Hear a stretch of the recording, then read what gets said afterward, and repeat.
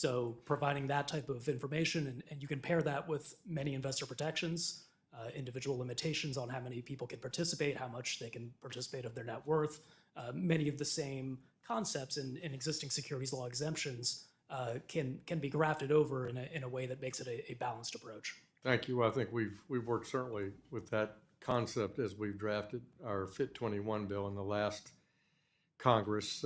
Bitcoin clearly is the most popular digital asset in the ecosystem. And it's one example where both the SEC and the CFTC have agreed that it's not a security along with Ether. Do you think under the current securities laws it would be possible for a national securities exchange to list Bitcoin and a security alongside each other? Is that possible, you think, under current? No, it is not. Not? You don't believe it is? Mr. Yahim, you agree with that? You think? I think there, Congressman, thank you for the question. I think there could be exemptions put in place. It's our view that rather than do this piece by piece through exemptive relief or no action, from the agency, it's really important for Congress to set a clear statutory framework and do that across both agencies. We've seen prior examples where markets have dual registrations at the SEC and CFTC. And the fact of the matter is the rest of the developed world and most other emerging jurisdictions have just called these crypto assets. And you have one regulator, one registration framework, we have to work in order for our framework to be durable and keep pace with the innovation. The tests and the jurisdictional lines need to be clear and simple. Mr. Garrison, you agree with that? Yes, there's without a doubt a need for clear jurisdictional lines and clarity. You've advocated for a joint SRO to oversee digital assets as a convenient way to sort of sidestep these questions. Still advocating for that? Mr. Garrison? I'm sorry, clarification for a joint SRO to oversee SEC and CFTC trading? Yeah. I think that could potentially work great. Any type of communication between the two agencies and coordination on regulations would make sense. My time's expired, Mr. Chairman. I yield back.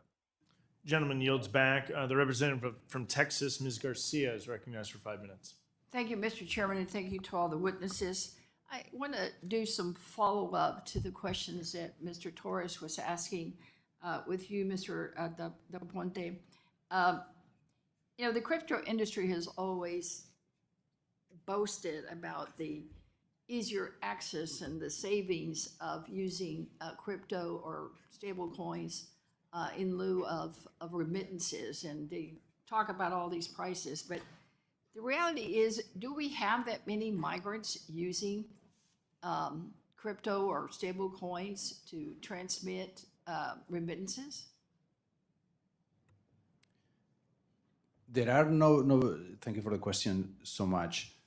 The use of remittances, the use of stable coins broadly for remittances or for other type of payments is still on the early stages. The vast majority of the use case for stable coins today, where stable coins have been adopted, is mostly on crypto and trading markets. We see some early stages in which both consumers and businesses are using that for cross-border P2P,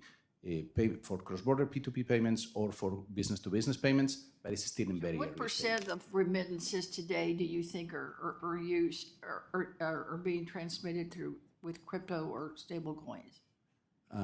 I don't have data for that, but my best estimate would be that it's going to be in the low single digits. It's still a very small amount. It's very small, right? Because frankly, at least when I still remember the first hearing we had on this topic, and I questioned the witness at the time, and he too could not give me a single instant where it's said and done, because it's a practical matter.